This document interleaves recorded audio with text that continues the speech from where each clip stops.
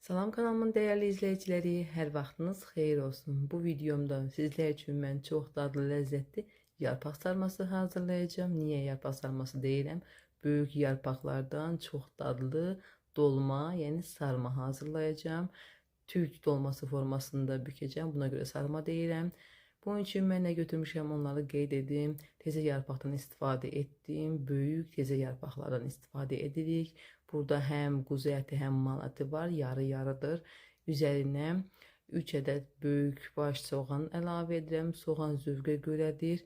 İstəyə görə əlavə edə bilərsiniz. Xırdalayıcıdan keçirirəm ki, yarpaq dolmasında soğan kiçik olsa yaxşı olar. Üzərindən də 5-6 xörək qaşığı yumru düyü yumuşam, onu da üzərinə əlavə edirəm. Duz əlavə edirəm. Sarı kök əlavə edirəm. İstiot əlavə edirəm. Və quru nanə əlavə etdim. Göyərti əvəzinə və üzərindən də ərinmiş yağ əlavə edirəm. Yağ əvəzinə quyruqdan da istifadə edə bilərsiniz.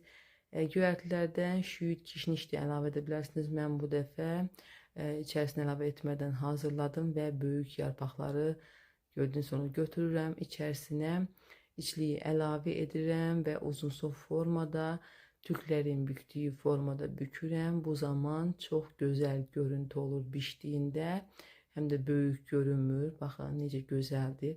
Hər birini bu formada bükürəm və qazanın içərisinə yığıram.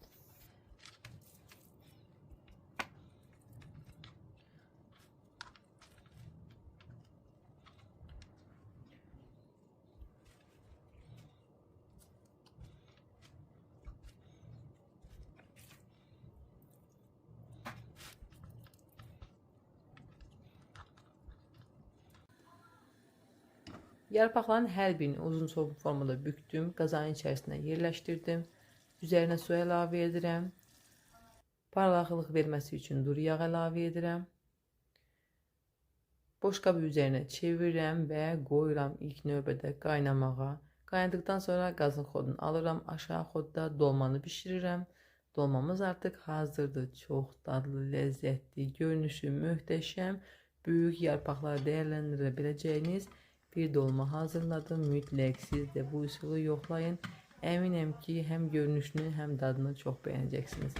Bəyənsəniz kanalıma abunə olub like atmağı unutmayın. Hələlik, inşallah gələn videolarda görüşərik.